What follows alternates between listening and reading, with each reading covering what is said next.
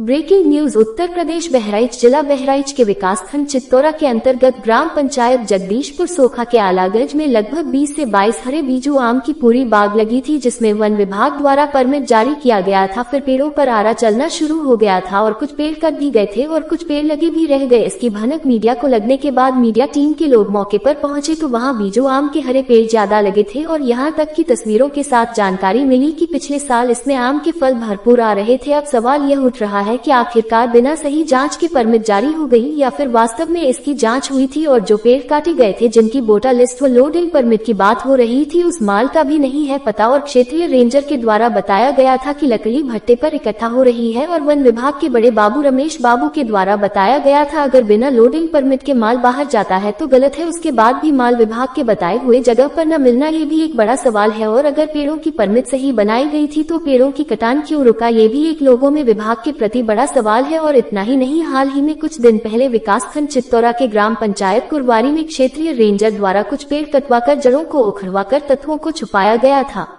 ये भी चिंताजनक है। बताते चले कि बीते हुए दिनों में ही अभी जल्द एक मामला प्रकाश में आया था जो विकासखंड रिसिया में विभाग द्वारा आम के 2 पेड़ों की बनाई गई परमिट को ठेकेदार महबूब निवासी सोहरवा द्वारा कटवा कर माल को इकट्ठा कर रहा था कि विकासखंड चित्तौरा के क्षेत्रीय रेंजर शाकिब अंसारी की नजर पड़ गई। फिर रेंजर द्वारा गाड़ी को रोककर 20,000 रुपए ले लिया गया। ठेकेदार चिल्लाता रहा लेकिन उसकी सुनने वाला कोई नहीं, जिसकी तमाम कॉल रिकॉर्डिंग के जरिए और जहां से पैसा आया था और जिसने दिया था सभी की कॉल रिकॉर्डिंग होते हुए जब रिसिया ब्रेकिंग न्यूज चैनल के पत्रकार ने जब क्षेत्रीय रेंजर शाकिब अंसारी से जानकारी लिया तो उनके द्वारा बताया गया ठेकेदार से कह दो ज्यादा बवाल न करे नहीं तो कार्यवाही कर दूंगा, इसकी भी कॉल रिकॉर्डिंग है।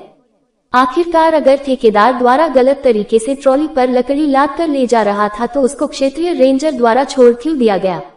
क्या अगर गलत था तो क्षेत्रीय रेंजर चित्तौरा शाकिब अंसारी द्वारा कार्यवाही क्यों नहीं की गई और ठेकेदार से 20,000 रुपए क्यों ले लिया गया? ये भी एक क्षेत्रीय लोगों में बड़ा सवाल बना हुआ है। ये सारी बातें रिसिया ब्रेकिंग न्यूज चैनल या अब रिसिया ब्रेकिंग न्यूज चैनल के पत्रकार इसकी पुष्टि नहीं कर रहे हैं, लेकिन जो कॉल रिकॉर्डिंग में बातें हो रही है इससे क्षेत्रीय लोगों में सवाल बना हुआ है जो अब जाँच का विषय जरूर है। अब देखना यह है कि खबर प्रकाशित होने के बाद शासन प्रशासन द्वारा इस मामले की जाँच होती है या इसको भी खाना पूर्ति करके छोड़ दिया जाता है।